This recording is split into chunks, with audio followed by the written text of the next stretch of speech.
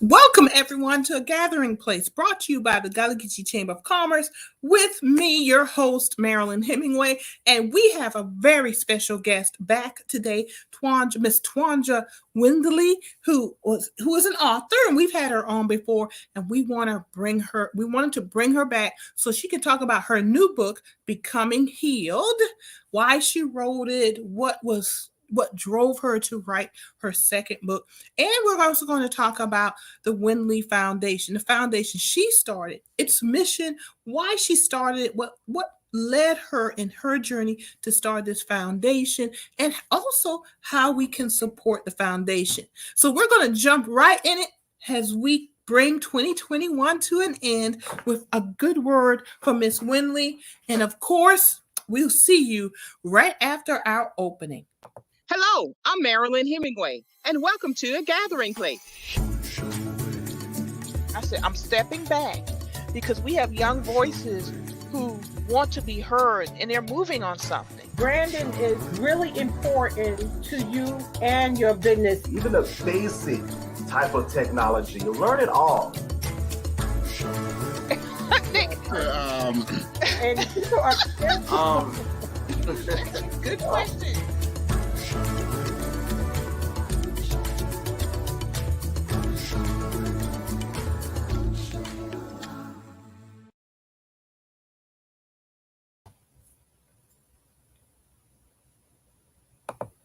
Welcome back, and let's just get right to it as we welcome Miss Twanja Windley to A Gathering Place. Twanja, welcome back to A Gathering Place. How are you doing? Thank you so very much for bringing me back on again. I'm doing really good. I'm doing really good. Well, you're looking wonderful because I think we both got the memo to wear red today. It's the holiday season. It's the holiday season. That's it. Very good. You're looking wonderful, and we are delighted to have you back because I really received such positive feedback from the last time you were on regarding the show and just the words that were spoken. And I just want to just get right into it and encourage everyone before we get right into it. Please drop your questions and comments in the comment section because we want to hear from you, our viewing audience, on this last show for 2021. It's the last show for 2021, and we just want to wish everybody a happy holiday season. But Twanja, tell us about your book, Becoming Healed. What led you to write this book? Well, you know what? When I was on the show the first time and I was promoting my other book, Another Level, How Changing Your Mindset Helps to Change Your Circumstances, I got so much good feedback from that book. And because I talked about healing and a little bit about my healing process and a journey. And people were just wanting to know more about, they were asking questions about what that process looked like. And they just started talking about their situations and how they could relate. And so I wanted to go a little bit deeper into my journey and talk about what led me to that. Like I went through a program that helped me to dig deeper and to find out the root cause of the pain that I was carrying.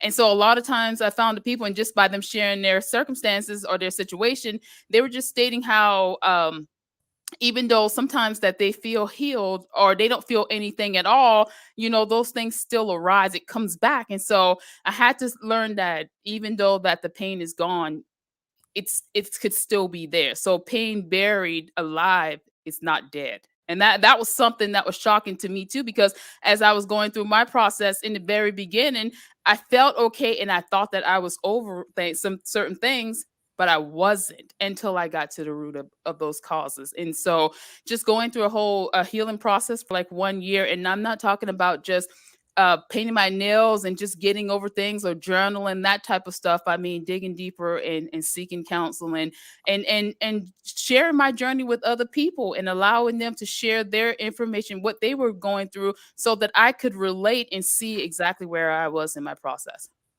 Your timing could not be better. I just left a lunch meeting where we talked about the individual creating a healing journey, getting on a healthy journey.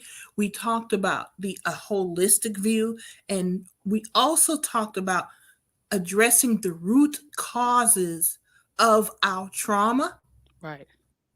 We all too often we think short term. I can't remember any examples right now. We really had this really in-depth conversation at lunch, so it's like fascinating that you're now talking using those same terms, and how one of the things we did discuss is how we address the surface Right.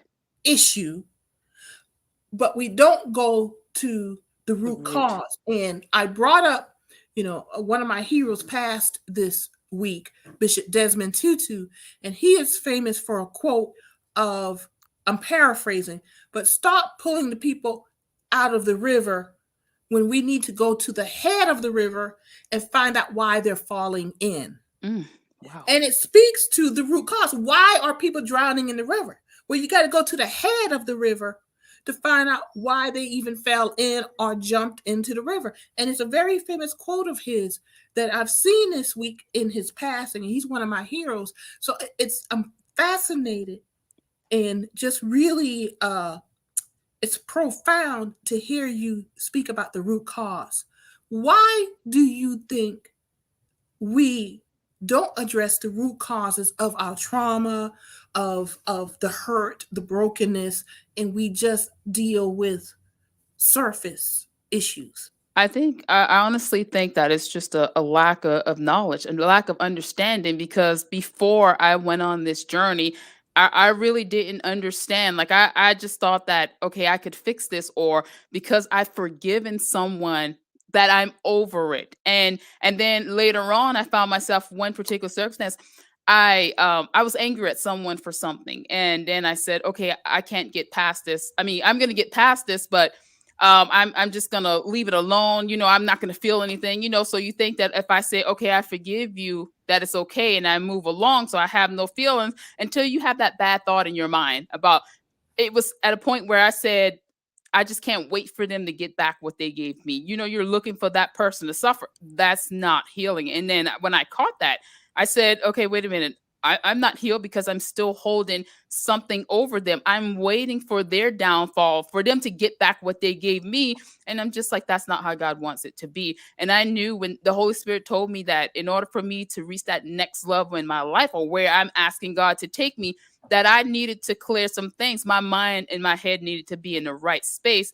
And going in that direction, I definitely wasn't there. Even in relationships or even parent issues or whatever, a lot of times people cut people off, or they think that's right. Like, you don't have to do this with your family members or carry that baggage into the next season, or that type of stuff. And it's okay to cut people off. But we fail to realize is that people have baggage that they picked up from someone else, in their childhood. And until we understand deeply, what's really going on, or where that stuff stemmed from, we can't move forward, and we can't forgive those people, because we're just holding on to something. It's like an ongoing cycle that we just don't know how to release. So I really feel like people, you have to dig really deep into it to really figure out that there's more than what the eye sees.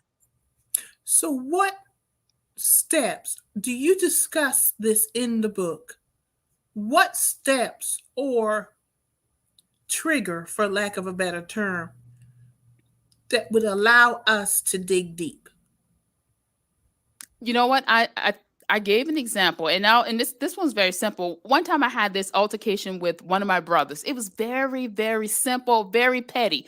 And so what I did was, I was like, okay, why am I still angry? Why am I still angry at this situation? And so even I went back to backtrack, and I apologized for my behavior, and I apologized for the things that I said. But I knew that there was something wrong, because the anger that I felt was so unnecessary. And it was just like, why do I feel this? And then it clicked to me, when we were growing up as kids, we always had to share, or someone always needed something, or someone always took something. And so that part of my childhood was in my adulthood. And so when he didn't give me back something, well, he did give it back to me, but when I felt like he wronged me, I was still holding on to something that was from my childhood.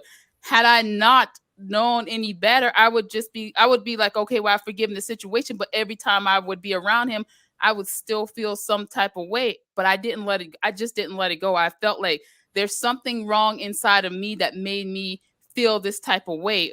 And so I need to figure out exactly what was really going on inside of me.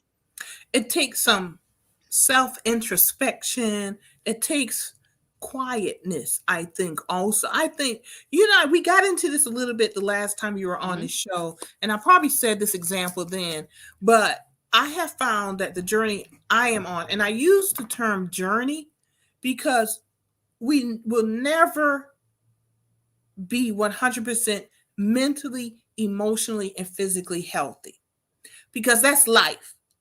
But what we can do as human beings is take self-introspection, take quiet time to look at ourselves, to study ourselves, to understand, how do I place myself on a healthy journey?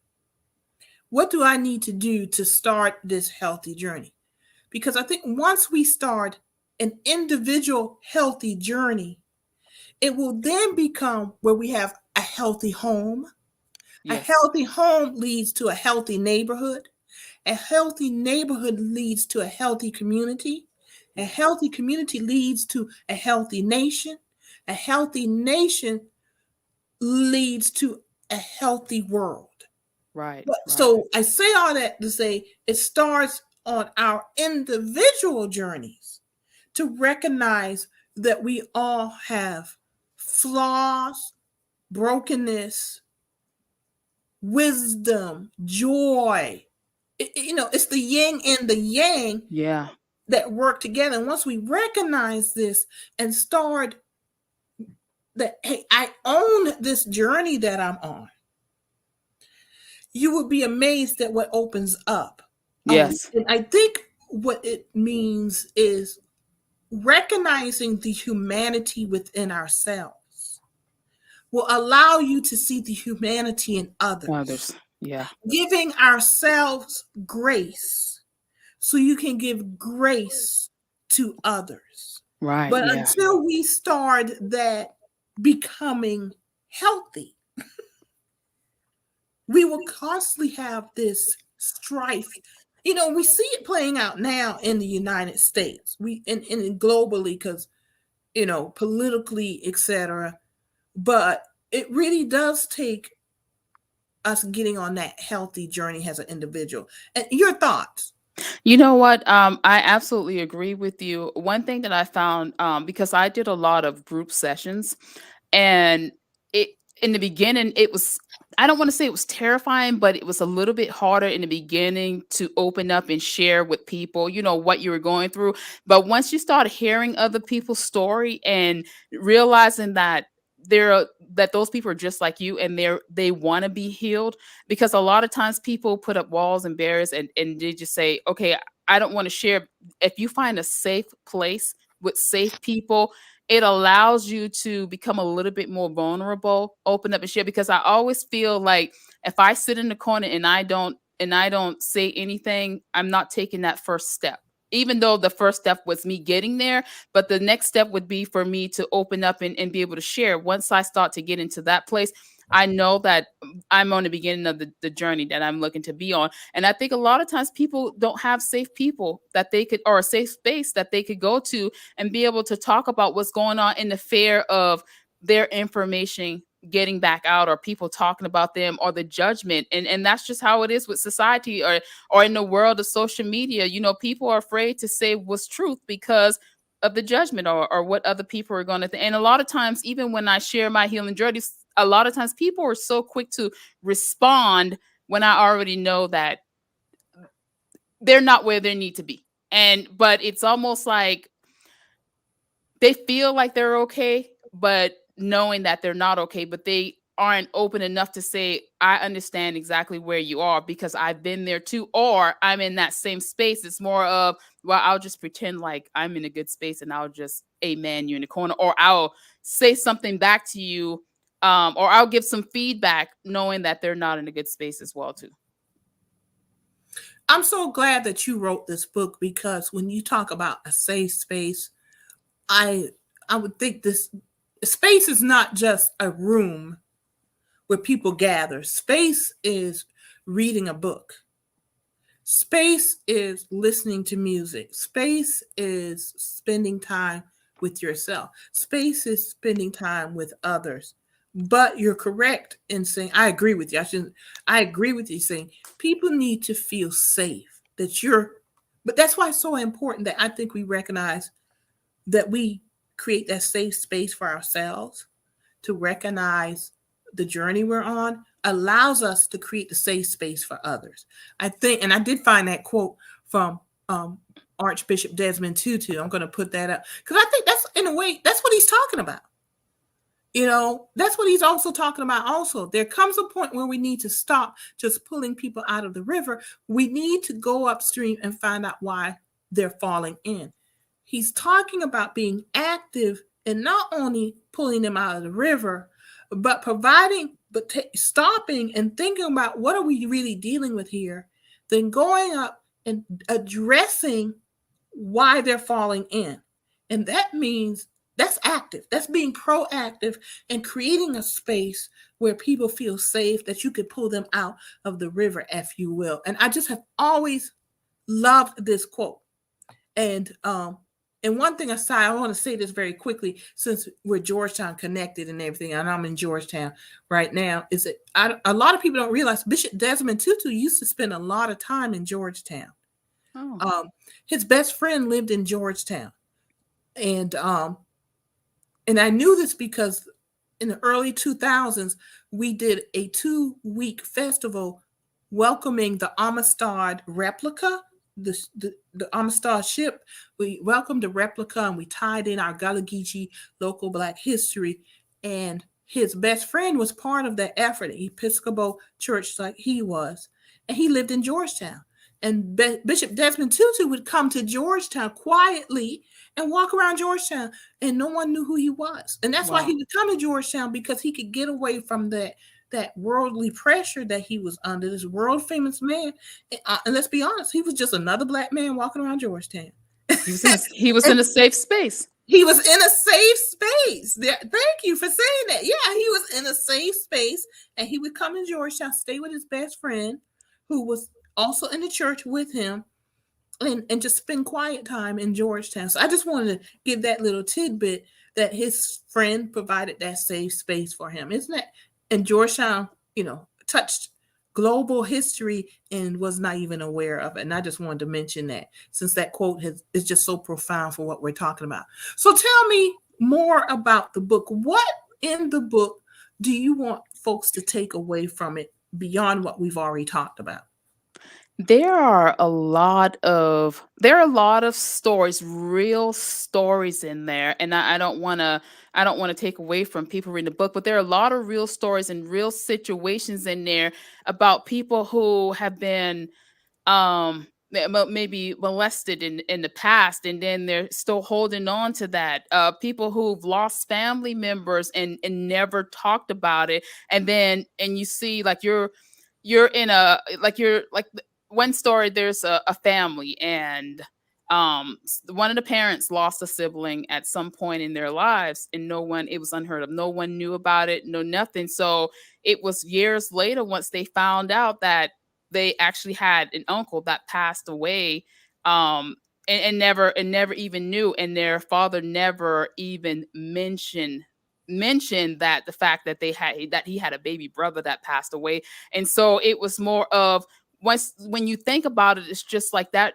You realize, okay, hold on a second. You think about the trauma that they faced. If he held that in that long, then that means that pain was carried from his childhood up into his adulthood. When you see someone that's isolated and doesn't talk, and a lot of times we say, oh, I'm an introvert and I don't say anything. And then you're thinking, oh, my father's an introvert because he doesn't. But then no, he wants to be in complete silence because there's something more going on inside of him. Now you understand why the noise that comes, like when there's a lot of noise, there's things going on around him, in the way that he responds and he reacts to it, then you notice, okay, well, this is the reason why this person is that way. Or someone who's been, there's a story about a young person who was taken away from their mother, and then she thought that her mother didn't want her in her life, and then she goes off and becomes this promiscuous girl, and then she drops out of high school. Her mom finally gets her back. She turns on her mother because she felt like her mother didn't love her. I mean, these are real raw stories in there. And so I wanted to be able to show, because sometimes we see people and we see their situation or their circumstances, but we don't know what the root cause of those things are. So a lot of times we see our parents as damaged and this, and they bring this into our lives and we cut them off, but we don't know what their lives look like before we were there, or what about someone who's having a baby and they were going to have an abortion, and then they decide not to have an abortion because they weren't able to take care of that, and then they just go, or they had an abortion a year before and they decide to have that baby, and so that baby is feeling everything that mother felt, because she didn't know where she was. She was in a situation and didn't know how to handle it. It allows us to be more lenient towards people and non-judgmental, because we don't understand what people's lives were. And again, the Bible tells us to not to judge people, and that just clicks for me, because I don't know what my parents' life was like before my life. And if they don't talk about that, and if we don't ask those questions, we'll never know. I don't know what my grandmother's life was like before I was here. And if she never told me, then of course I wouldn't know. So it changed my whole perspective about life, just listening to people and understanding. And just by going on my own healing journey, it allowed me to, when I listen to people, I can hear their story by listening to the words that they say. It's easier for me to pull, because it makes me think, wow, well, this person had to feel this in this situation. So it makes me want to cover people more versus telling you hear something and then you want to run it and tell it, that kind of stuff, when you know that a person is hurting inside. So it brings more awareness. I talked about the baggage of life, carrying other people's baggage, because now you've taken on stuff that's coming down the pipeline, or the roots from your family members that you had no clue. But until you figure out, what's going on inside of you, you have to link that back to your parents or to their parents, that type of stuff. And then once you start to deal with it, you cut it off, and it doesn't go to the next generation. Also, when you become healed, or at least when I became healed, once I started my healing journey, how my life turned around, how things changed in my life. I'm glad you mentioned two things, and so I'll start towards the end when you say stopping that generational, cycles. I was speaking to someone, and it wasn't as what we're necessarily talking about now, but it's kind of the same thing, where I was in a meeting and I said to someone, you pass along generational wealth, but you also pass along generational poverty. I think for us, our discussion today is understanding you can also pass along generational trauma. And then that leads me to, and that cycle can be broken, but it goes back to what we were discussing earlier in this conversation. Taking that time, that quietness, whether you pray in the closet, that meditation. I also think, my question is, do you think people realize not judging is proactive? It's an actual action step. It's not, oh, I don't judge you. I see you do something and I'm not going to judge you. It literally, to not judge someone is action. You have to take action. It's a proactive step. It's not just enough to say, oh, I'm not judging you. You literally have to take action. And that action is probably going to start with yourself first, and recognizing you may have some bias within you. You may have, as you say, not recognizing where people are, not recognizing that we all have history, family history that's playing a part in the decisions and actions we take. Your thoughts regarding that? You know what? I've actually, and I was thinking about this while you were talking, I've had a friend that in the past, like I've had a situation and I felt like they judged me when I was going through that situation. And so happened it turned around and they were in the exact situation. And immediately when they were going through it, I didn't want to be there for them. I didn't want to talk about it. I just wanted to back away and I felt like they should deal with it themselves. And I could tell that that person was reaching for me and I didn't want to reach back. I didn't. And then I realized that, okay, one, there's still some unresolved issues inside of me with that situation. But then I also felt like she reached out to me because she needed a safe person and a safe place where she could be naked and not ashamed. She could tell her truth and still receive love, even though she didn't give that. Because sometimes we reap what we sow. But I felt like in that moment, I need to cover her and I needed to give her love back. So instead of just walking away, even though I still had to slowly pace myself, I had to realize where she was and not judge her, even though I felt like she judged me. But I still needed to cover her because that's exactly what we're supposed to do. You cover people in love, in prayer, and then you help them to get through whatever it is that they're going through. Very good, exactly. And I think those are words well spoken. Yeah, I think those are words well spoken, and I hope that our viewing audience will take them to heart. I want to remind everyone that you're watching A Gathering Place, and please drop your questions and comments for Miss Twanja Windley in our comment section so we can get to those. And thank you for those who've already dropped those questions and comments in there. So at the bottom of the screen, we have scrolling twindlefoundation.org. So I want to ask you first, before we get into the foundation, where do we go to purchase your book? Well, my book it hasn't been released yet. It's to be announced for the date, but it will be on my website, twindlepublication.com.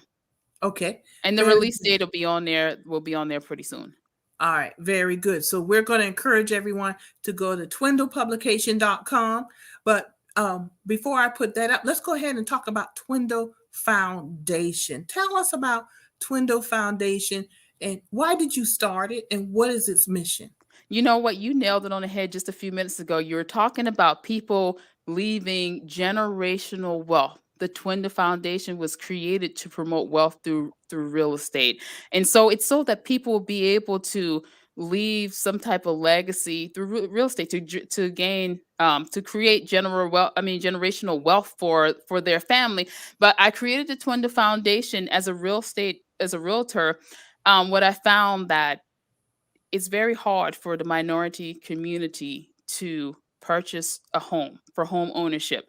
And so as I work with my clients, there has been some challenges and some stumbling blocks in student loan debt. And that's been a national conversation for some time now, because we see that President Biden has been talking about, the cancellation of student loan debt. And now we see that there are some people that their debt are being canceled, but there are a lot of people who debt aren't being canceled. And that has been definitely a hindrance in the Black community, because, we've heard, go to college and get an education so that we can make more money. But then there's also that debt that comes along with it. And what happens when you graduate from college and you don't make the money that you need to, to be able to pay off that debt or to be able to save money for a home. So now you have a high debt to income ratio, and it's definitely a stumbling block. It's a hindrance for minorities to be able to purchase a house. And so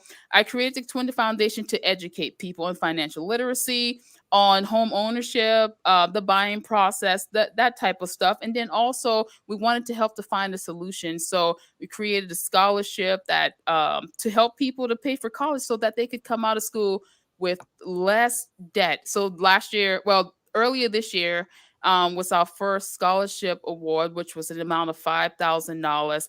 And I'll just say this, and I'm not bragging or anything like that, because I really believe in what I'm doing. And I believe that we can change the narrative of our story. Like, I want to be able to help people, because student loan debt was a problem for me. That was a big hiccup for me when I was purchasing my first home.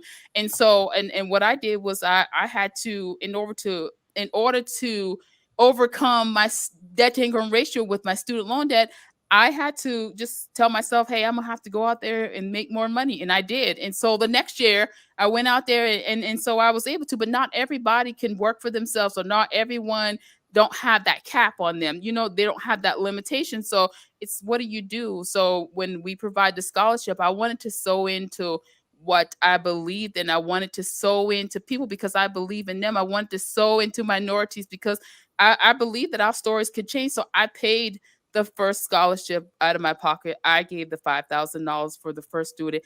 I mean, for the first award for the student. And in the future, we're looking to do $50,000 a year for the, at least for the next 20 years. So I want to be able to do $1 million within the next 20 years.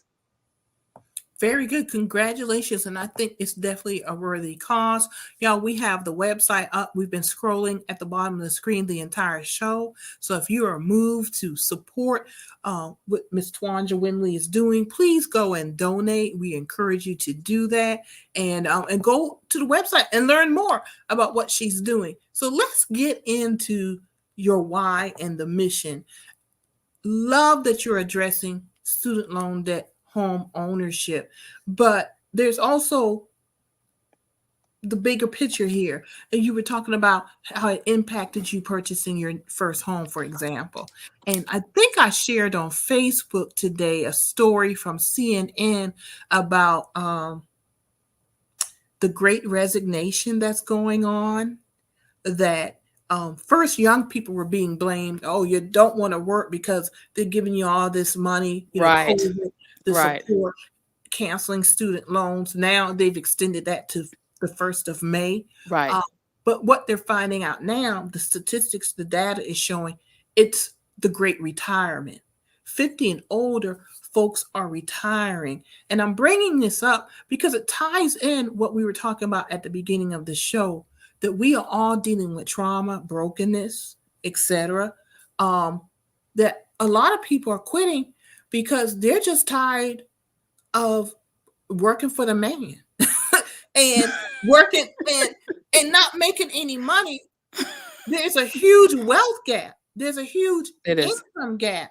And I think in the story, I was trying to look for it while you were talking and listen to you also. The Black households, we have maybe $17,000 in assets and wealth. Mm-hmm. And white families, on average, median is like $130,000 or $180,000, something like that. But it's six figures, right? Yes. Mm-hmm. Over 100,000.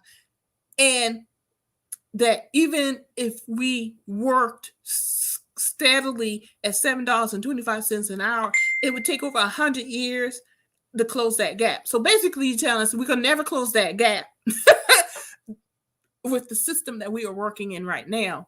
The system has to change. Exactly. But going back, how does that system change?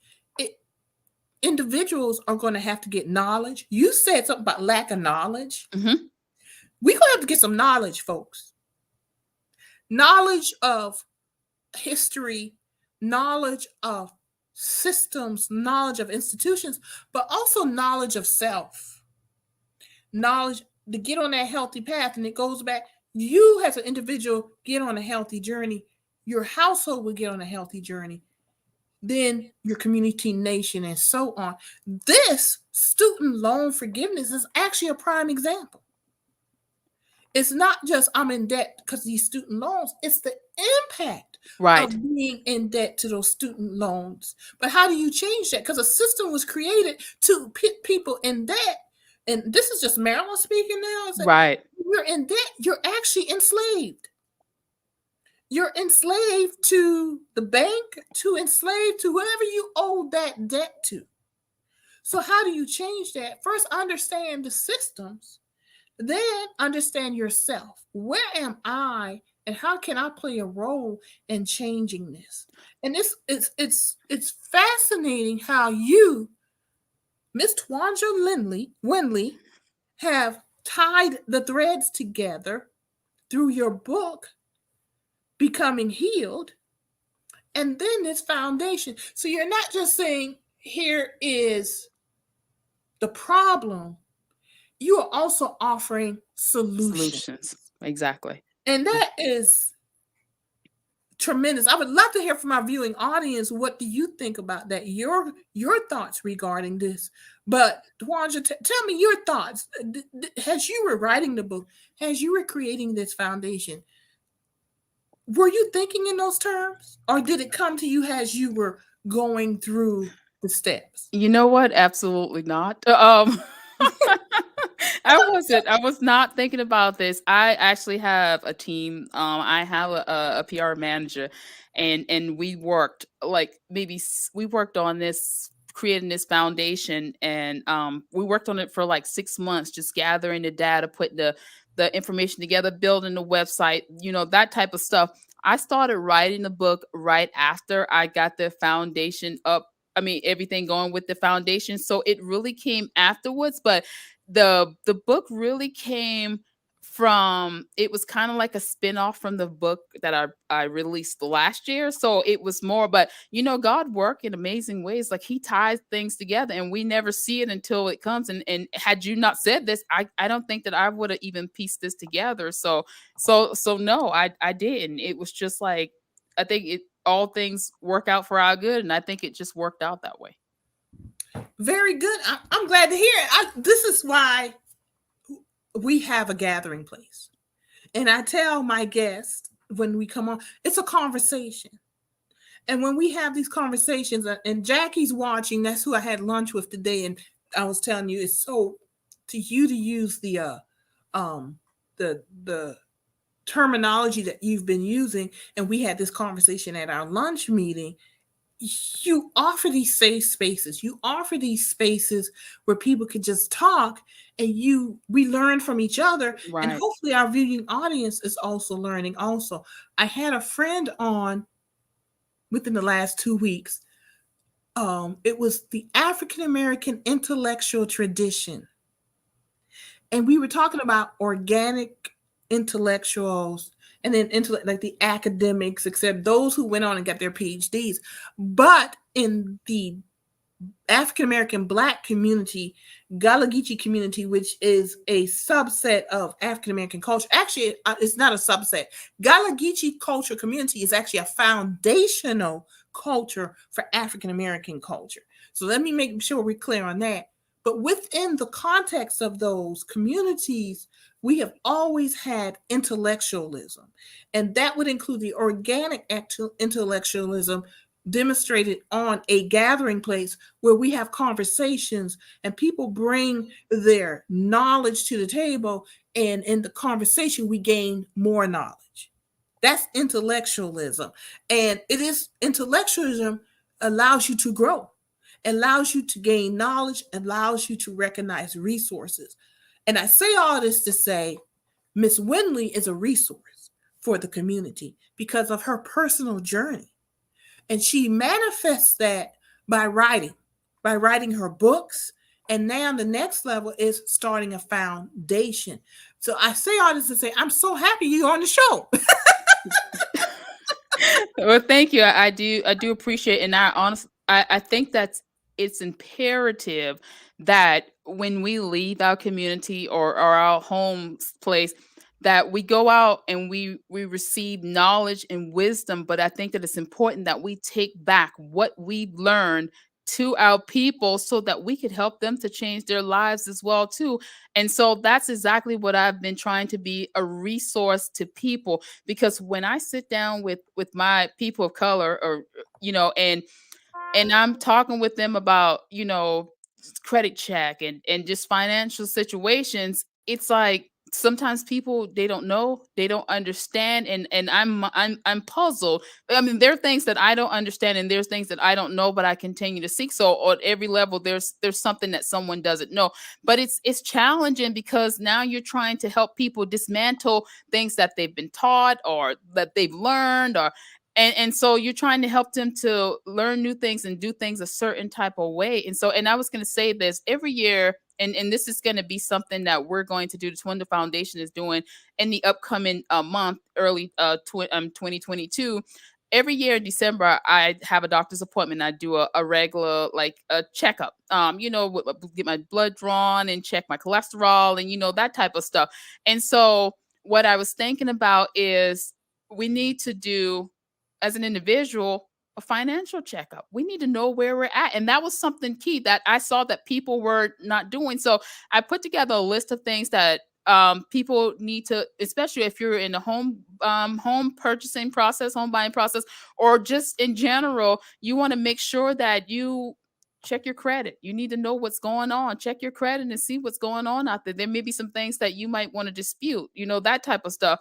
Another issue that I saw was taxes. People have liens and didn't even know it. And I share this with my clients all the time because you don't know until you're about to get to that closing table. Sometimes people have liens. If you don't pay taxes, or if you hadn't made a payment plan, they could put a lien towards you, and when they run your credit and your background, it shows up, and you're not going to be able to buy. So you want to make sure that you're taking care of those stuff. Student loan debt. Of course, we talked about we go into repayment in the month of May. They moved that. So now we think about, okay, we need to set up some type of payment plan, or try to get some type of income-based payment, so that, so that you're not overpaying or out of your budget. Create a budget for yourself and make sure that you have all those things aligned. And then last, try to figure out a way to create some type of savings for yourself, or some type of savings so that you could be able to put money back when you do purchase a home, because you don't know what's going to happen. And there's a lot of things that comes with purchasing a new home. So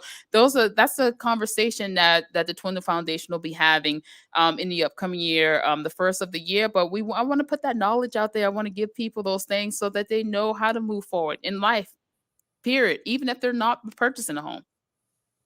And I want to make sure, thank you for saying all of that, because one, we need to have those conversations.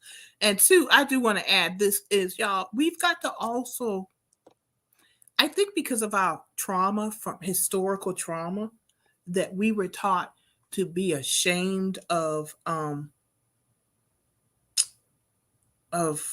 money. In the sense of, we don't talk about money amongst ourselves. And it hurts us because we don't talk about money. And I think it's because people, and I was someplace the other day at a Black Business Expo, and I said, as a community, we hear a lot about the Black community. We spend $1 trillion, consumers. But what we're not talking about is how much we're saving, how much we're investing, how much we're making.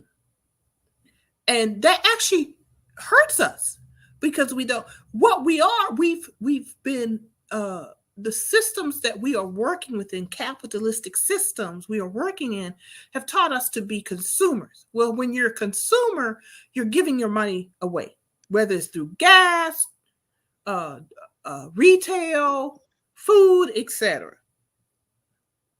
But we're not savers, we're not investors, we're not creating generational wealth.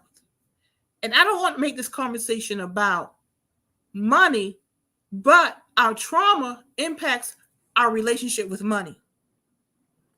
And it manifests itself in the conversation you just talked about. And it's important that we start having a healthy conversation about money, because it does hold us back. Liens, and I'm not saying this from a place of perfection at all. Right. Liens, taxes, etc. We all credit. How many people realize credit is not for rich people? Credit is for low income, middle income people. And it's a system that's actually detrimental, but it was built so banks can make money off of middle income, low income people. Rich people do not need credit, nor would they want credit if you're rich, because most of the time you pay as you go. Now, it may be on a card, but people don't realize a credit card is a loan. So you buy what you buy, at the end of the month, you pay it off. You good. You don't have to pay interest. Most poor middle income people do not pay off cards. So you end up paying this interest. Now you're in debt. You're never out of the hole. Now you're creating something on your credit report, et cetera, et cetera. It literally is because we have an unhealthy relationship with money. We have a consumer mindset rather than a creator mindset. And what do I mean creator? A creator, when it comes to money, is an owner. If you own a business, you are then creating your money. You're not waiting to show up for your 40-hour-a-week job on paper, because usually we pay 60, 70 hours a week, $7.25 an hour, and somebody else is writing out a check. Right. Ownership, creator, is when you write the check. And I'm not saying everybody needs to be an owner, because we need workers also. We need people who have careers. What I'm saying is we need to have a healthier relationship with money, but it has to be manifested from that we are on a healthy journey as an individual. Right. And it's a journey, y'all. It's a process. I don't want everybody to wake up tomorrow morning going, oh, I'm not perfect. I'm not handling my money right, because we listen to Twanja and know. And I'm still in debt to Thursday morning. No, it's not about that. It's about taking the step towards a healthy journey. And one thing I want to tell people, and I probably seem I'm random. I'm kind of all over the place right now, but this is the conversation we're having. Do not wait until perfection happens, because it will never come. Right. Get started, people. Just get started. Just say, today I'm going to take a mason jar and put $1 in it. That's all. Tomorrow, I'm going to put another $1 in it. Now you're saving. And when I get to $30 or $50 or whatever, I'm going to go to the credit union, because the credit union, you don't need $100 in most credit unions to open a savings account. I'm going to go and put my $30 at the end of the month, at the end of 30 days, in the bank. And then I'm going to start all over again. That $1 will go in the mason jar.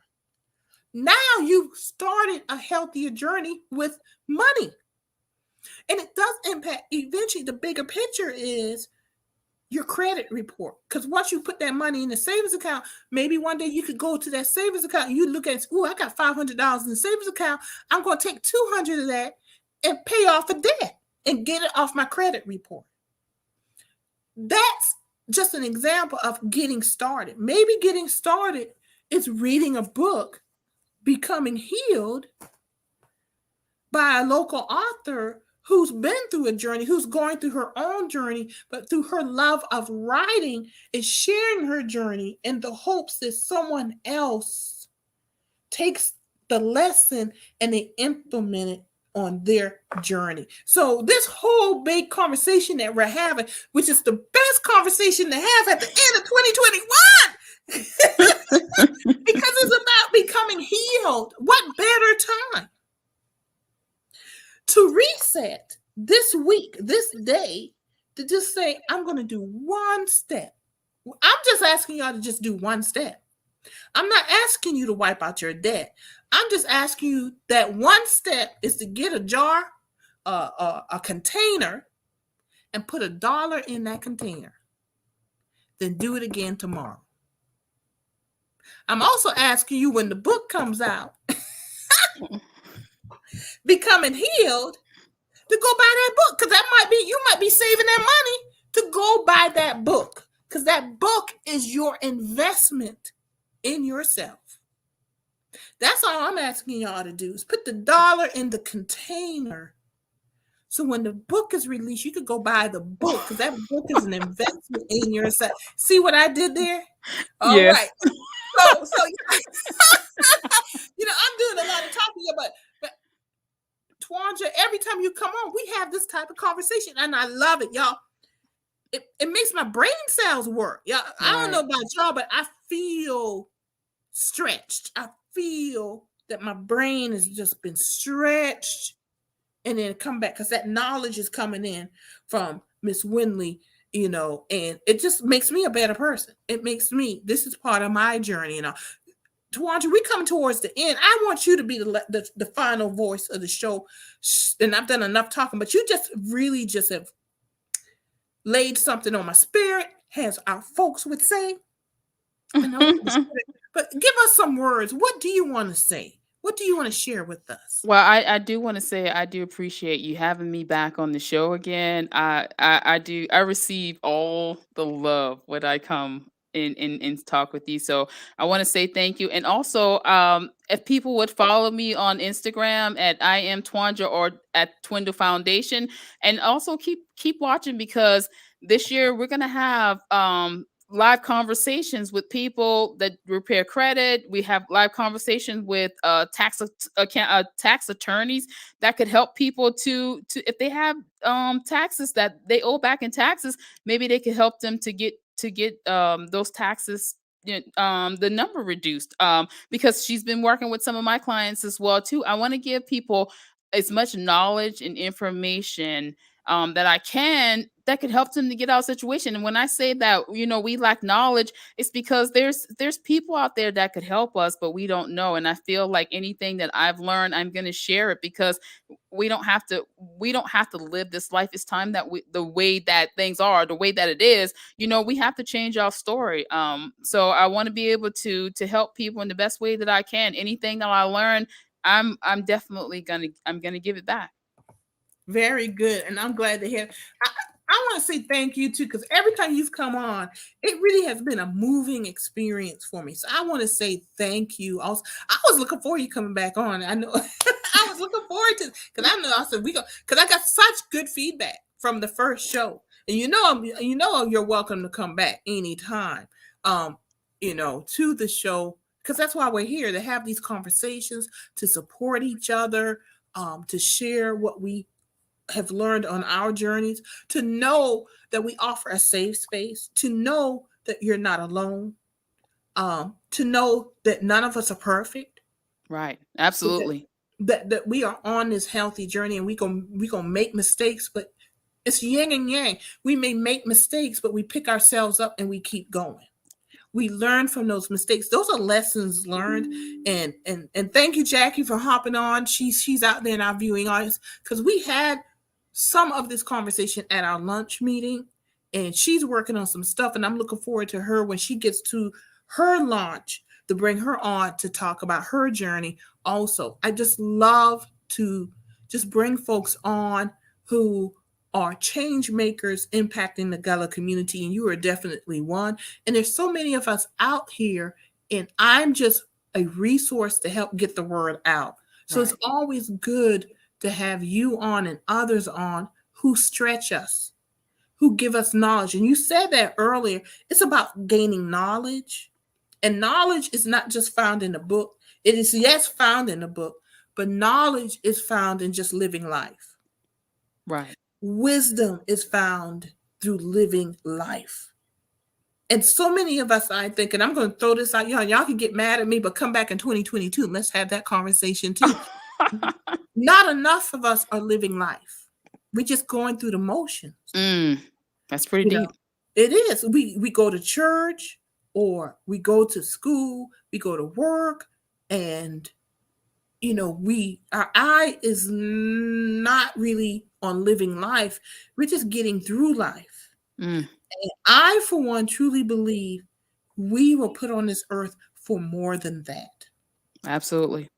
And I think what you're doing in your personal journey, Miss Twanja Windley, is that you are actually living life. And I get so excited. I get so excited when I meet folks like you who are just doing your thing. And it's helping people. It really is. It's just stretching all of us to hear from you. So I know I said you were going to give final words. So I'm going to shut up, and I want you to do one more final word to me. You got me going. So we can sit here. Girl, if we had some wine and some popcorn, we'd be here all that time.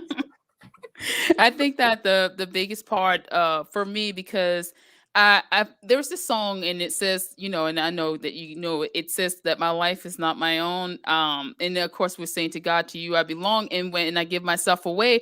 And for me, what that means is that everything that God gives me or puts inside of me, it's for someone else. And that's what I do. So everything that God has put in my heart, or I desire to do, it's for his people. And that's my mission in life, is to make sure that whatever it is that God wants me to do, that I'm going to do it. And God, however you see fit for me to take care of your people, that's what I'm going to do. And so that's just how I live my life. Not selfishly, but to do whatever it is that God has called me to do, and to help whoever God has has placed on my heart to help.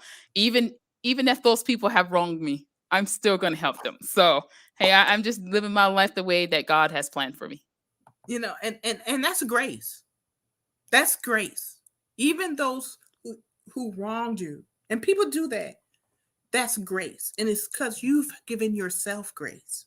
So it's good to see that. And you can tell that. You know what our mothers used to tell us? That, you know, the ugly on the inside will come through on the outside. Eventually, Yep. y'all can't hide it. You cannot hide it, y'all. You can hide it for 20, 30 years, but eventually it will come out. Yes. You know? And we can see it in you that the beauty that's inside manifests itself on the outside. So I want to thank you, Twanja, Miss Twanja Windley of Windley Foundation and author of Becoming Healed, and look forward at her Windley Publications, TwindlePublications.com. Yeah. Soon, so you can purchase that book and of course support our authors that we bring on to A Gathering Place. I want to thank you for joining us today, our last day of 2021, our last episode of 2021. Yes. And I want to wish everyone a happy new year, happy holidays. Twanja, thank you for joining us today. I look forward to you coming back.